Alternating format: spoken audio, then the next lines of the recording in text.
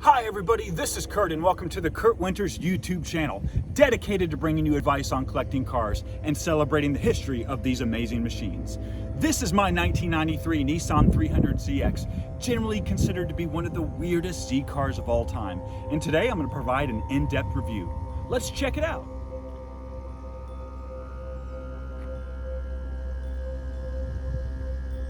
It was built in relatively small numbers with no twin turbo options and was offered in North America from 1993 to 1996 with an MSRP of $39,145, which is $71,000 in today's money, adjusted for inflation in 2020.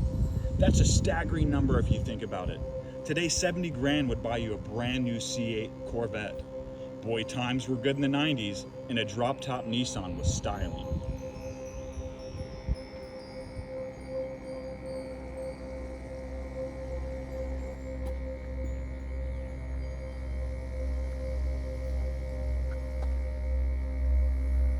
So if you've been following this channel, you know by now that this is my Nissan Convertible, and I'm going to start with a little overview. Now, the Nissan 300ZX came out in 1989 for the 1999 sales year in an effort to compete with the Corvette 4th generation in North America, whose sales continued to dominate the market at the time. Now let's start with the name. The car was sold in America as the Nissan 300ZX, with the X apparently signifying styling and a higher standard of luxury for the new car. Nissan has since dropped the X, and all other successors are now simply called Zs. Example, the Nissan 350Z and the 370Z, and so on. You'll also hear the car referred to as a Z32, which is the Nissan factory designation for the chassis. This is compared to the standard Z platform, aside from not having a roof. The car has a fiberglass trunk lid and panels that extend all the way up to the driver, reinforced strikers for chassis stiffening, no spoiler, no twin turbo option, and no automatic climate controls, combined with low production numbers, make this Z an uncommon sight. These convertibles today in nice condition are selling for between $8,000 and $12,000. Starting with the front end and headlights of the Z, it received the same treatment as the rest of the normally aspirated cars, and is no different than a T-top or a hardtop.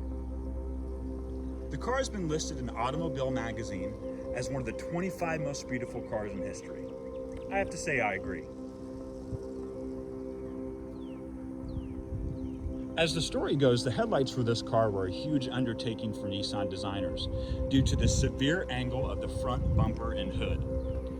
The headlights were all glass and were so distinctive that Lamborghini under license used them for the Diablo, after deciding to go away from pop-up headlights.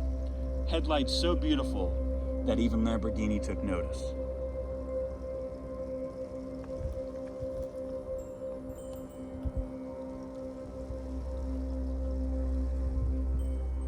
And now, I'm going to take the top down for you.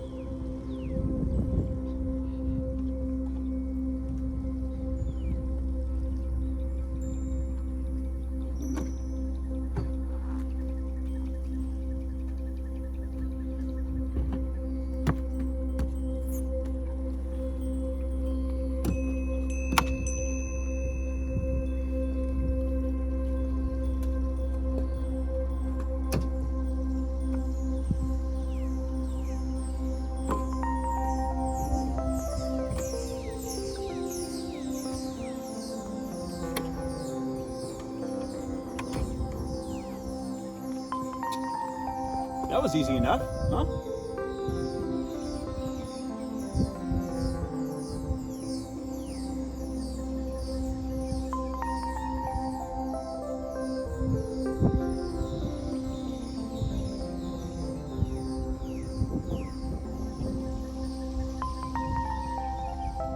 With the top down, the lines of the car appear much different than a normal Z. Notice the giant meaty roll bar. and there's no uninterrupted line between the deck lid and the rear bumpers. Also, with the top down, the car appears to be chopped, where the roof line has to stop early in order to accommodate the convertible top. It wasn't until I saw this car in person that I understood the significant differences between this and a normal Z. This car reminds me of the early Dodge Vipers that came out, only in open tops.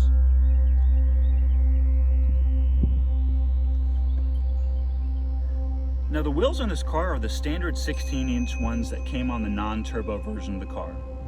The wheels could also be ordered in a polished chrome finish from the Nissan factory as an option.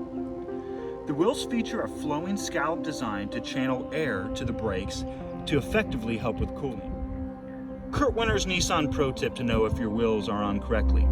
Notice the way the designs of all the points are in the same circular direction, on either the left or right side of the car. I can't tell you how many Z's I've seen with the wheels mismatched to the wrong side of the car. It's a very easy mistake to make. The convertible did not come with a wing, not even a molded on option. And this is fine with me, as I like the clean, uninterrupted lines that cascade to the rear section of the car. Not a lot of badging back here. 300ZX is prominently placed in the middle with dual quad exhaust pipes, certainly dating the car back to the 1990 era. The car would have originally came with a Nissan factory decal on the left-hand side, and if it was a twin turbo car, it would have been written on the right side simply in the scroll of twin turbo. I opted to choose a Stillen sticker in a similar font and color where the Nissan script would have been. Definitely considered one of the most iconic and simple taillight designs. This piece of fascia is becoming harder and harder to find in good condition, and is often switched with a JDM version that features clear lenses. Whereas this car has red and orange lenses, the JDM would have had those clear all the way across.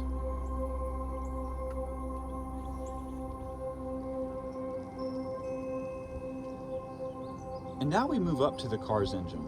It's a 3-liter longitudinally mounted V6, and it has 4 valves and 4 camshafts per cylinder, which makes for a complex and tight engine layout. To me, it looks like the Nissan designers built the engine and then decided a few hours later, oh, we have to wrap a car around it. And as I said before, Nissan did not make ease of maintenance a priority on this car. And this has probably contributed to the lack of running and driving cars that are still left on the road. For instance, in the US market, a clean example of a twin turbo could be bought between the $20,000 and $30,000 range, which at first seems astonishingly low until you start to either work on the car or hire a reputable shop, at which point you'll find out that the high cost of parts and the complexity of the engine may make restoring the car an expensive endeavor. The Nissan Convertible Z was rated at 222 horsepower and 198 pound-foot of torque.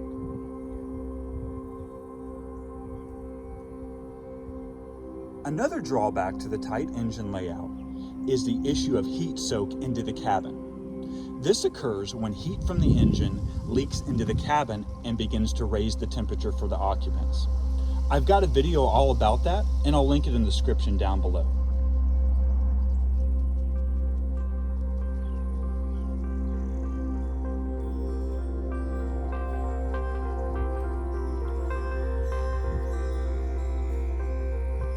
Alright, let's talk about the interior features.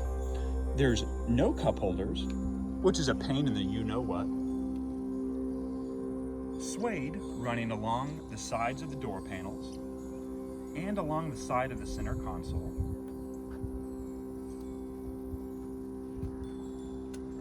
The cabin is quite spacious, even for me being 6'2". I don't feel constricted or confined. Of course, this is magnified with the top down, which is my preferred way of driving the car. Now, if you take a look at the seats, they may seem different than your standard Nissan Z seat, but they're actually the same. What I found is that the cloth seats do not show the pronounced bolstering the same way that the leather ones do. So the seats really come across as cushy and comfortable, providing for a comfortable riding position.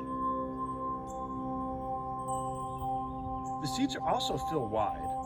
They're certainly more a GT car seat compared to the other Japanese sports car seats at the time, which were much more racing inspired.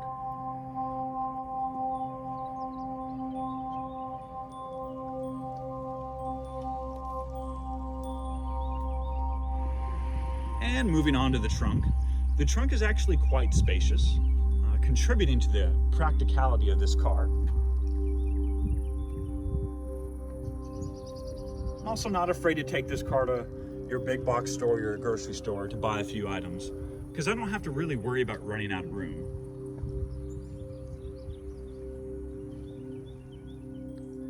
You'll notice the car provides all of the buttons and features right at the driver's hands. You barely have to take your fingers off the steering wheel to be able to operate them.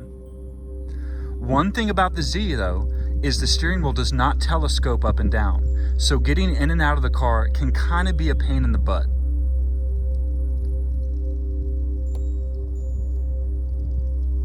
You'll notice the dash is sloping down and cascading towards you, even more contributing to a cockpit fighter type feel when you're driving this car. Let's take a listen to the horn. Very manly horn. And now a shot of the Z with the doors, hood, and trunk lid open.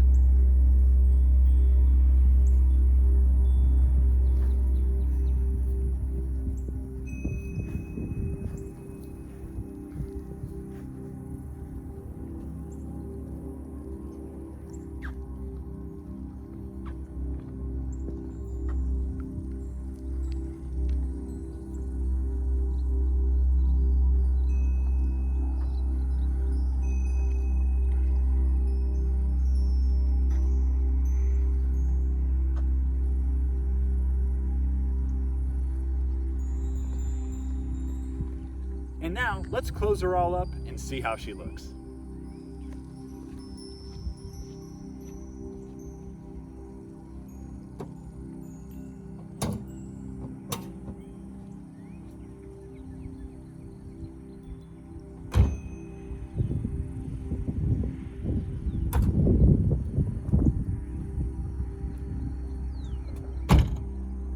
Remember, if you like these videos, don't forget to subscribe and share them with your friends.